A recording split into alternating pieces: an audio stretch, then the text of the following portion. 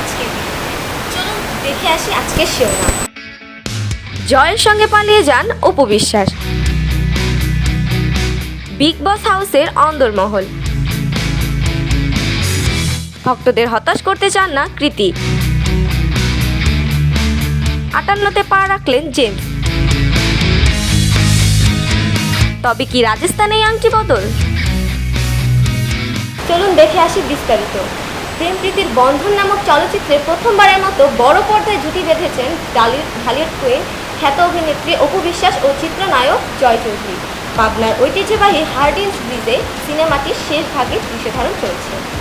জয় চৌধুরী জানান, সিনেমার ৭০% কাজ আগেই শেষ হয়েছে, বাকি অংশের দৃশ্যধারণ চলছে। গত ২-৩ দিন ফাইটের দৃশ্যধারণ ছিল, আজ ২রা অক্টোবর থেকে গানের দৃশ্যধারণ শুরু হবে। সিনেমার একটি দৃশ্যে দেখা যাবে জয়ের সঙ্গে পালাচ্ছেন অপু বিশ্বাস। এই সময় তাদেরকে সন্ত্রাসীরা আক্রমণ করে। সেই সন্ত্রাসী দলের লিডার মিশা সওদাগর। এর আগে হিটম্যান সিনেমায় অপু বিশ্বাসের সহশিল্পী হিসেবে কাজ করেছেন জয়। এবারই প্রথম ঢালিউডের নায়ক হলেন তিনি। অপুর সঙ্গে কাজটি নিয়ে এই অভিনেতার ভাষ্য, অপু বিশ্বাসের সঙ্গে আমি কাজটি নিয়ে খুব আশাবাদী। আমাদের টিমের সবাই নিজেদের সেরাটা দেওয়ার চেষ্টা করেছে। প্রচণ্ড গরমের মধ্যে নিরলস পরিশ্রম দিয়ে শুটিং এগিয়ে যাচ্ছে। সব মিলে দর্শক জমজমাট একটি চলচ্চিত্র পাবেন। উপমা কথাচিত্রের ব্যানারে নির্মিত এই সিনেমায় অপু জয় ছাড়াও আরও অভিনয় করেছেন মিশা সওদাগর, আমান রেজা, তাহমিনা মৌ, এল.আর. খান, সীমান্ত, হারুন কিসিঞ্জার, হায়দার আলী, জাদু আজাদ সহ অনেকে। গত ১৭ মে বিএফডিসির ৯ নম্বর ফ্লোরে সিনেমাটির মহরতের মাধ্যমে শুটিং শুরু হয়। প্রসঙ্গত, অপু বিশ্বাস অভিনীত সর্বশেষ প্রিয় কমলা সিনেমাটি গত মাসে মুক্তি পায়। অপু অভিনীত ছায়াবৃক্ষ এবং শ্বশুরবাড়ি জিন্দাবাদ সিনেমা দুটির মুক্তির অপেক্ষায় রয়েছে। প্রতিবার কালার্স চ্যানেলের জনপ্রিয় রিয়েলিটি শো বিগ বসকে ঘিরে থাকে প্রবল উন্মাদনা। প্রতিনিয়ত এই শোটিকে ঘিরে নানান চমকদার খবর উঠে আসে। এবারের বিগ বসের আসরে কোন কোন প্রতিযোগিতা আসতে চলেছেন, তাদের পারিশ্রমিক কত, বিগ বসের থিম কী, সঞ্চালক সালমান খান কত পারিশ্রমিক নিচ্ছেন, এই সব নানান প্রশ্ন সকলেরই মনে অভিযোগী মানে। আর একটা কৌতূহল সবার মধ্যে থাকে যে কিভাবে সাজানো হয়েছে এবারে বিগ বসের অন্দরমহল। চলুন এবার বিগ বসের অন্দরে ঢুক মারা যায়। হাউসের হেসেল থেকে বাগানের সব কিছু যত্ন করে সাজিয়ে তোলা হয়। বিগ বস হাউসের কোনায় কোনায় লুকিয়ে থাকে নানান চমক। জঙ্গলের আদলে সাজিয়ে তোলা হয়েছে এবারের বিগ বস হাউস। জঙ্গলের মানেই বাঁকে বাঁকে লুকিয়ে আছে রহস্য আর বিপদ। তাই বিগ বস হাউসকে এমনভাবে ডিজাইন করা হয়েছে যাতে প্রতিযোগীরা প্রতি মুহূর্তে বিপদের স্বাদ পান। প্রথম দিন থেকেই তাদের নানান বিপদের মুখোমুখি হতে হবে। সবুজে মুড়িয়ে দেওয়া হয়েছে এবারে বিগ বস হাউস। বড় বড় গাছ, খাল, কাবুই পাখির বাসার মতো দোলনা, পুকুরের মধ্যে পদ্ম ফুল, গোপন দরজা, সব মিলে রোমাঞ্চকর অভিজ্ঞতার মুখোমুখি হতে চলেছেন প্রতিযোগীরা।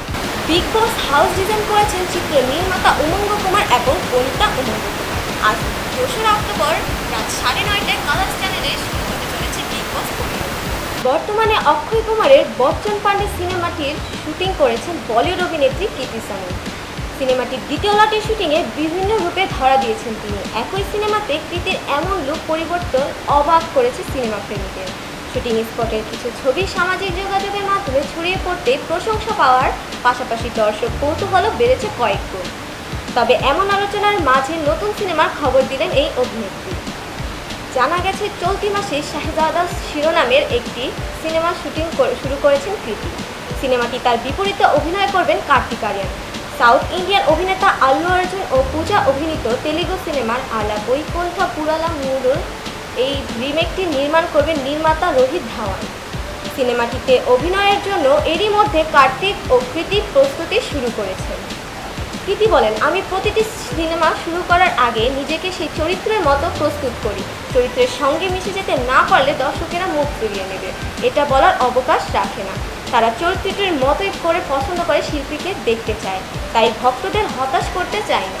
আজ ২রা অক্টোবর দেশের কালজয়ী রকস্টার ফারুক মাহমুদ আনাম জেমসের জন্মদিন। ৫৭ পেরিয়ে ৫৮ বছরে পা রাখলেন এই নগর বাউল। ১৯৬৪ সালের এই দিনে নওগাঁ জেলায় জন্মগ্রহণ করেন তিনি, তবে বেড়ে ওঠেন চট্টগ্রামে। বাবার সঙ্গে গান নিয়ে অভিমান করে বাড়ি ছাড়েন জেমস।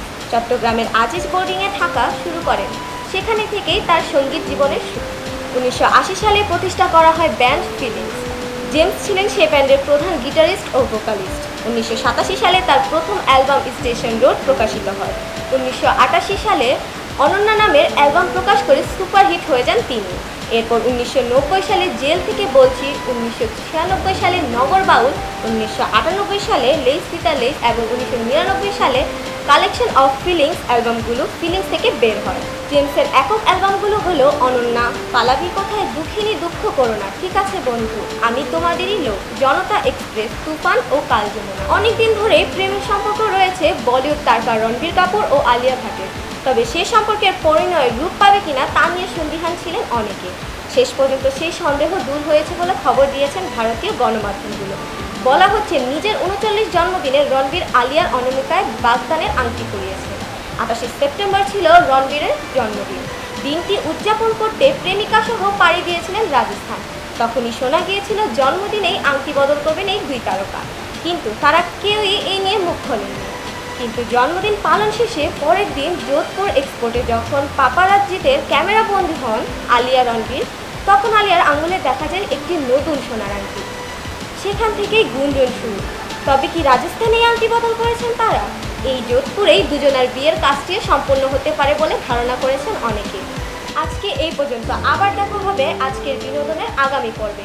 আশা করি ভালো থাকবেন, সুস্থ থাকবেন এবং আমাদের পাশে থাকবেন। ধন্যবাদ।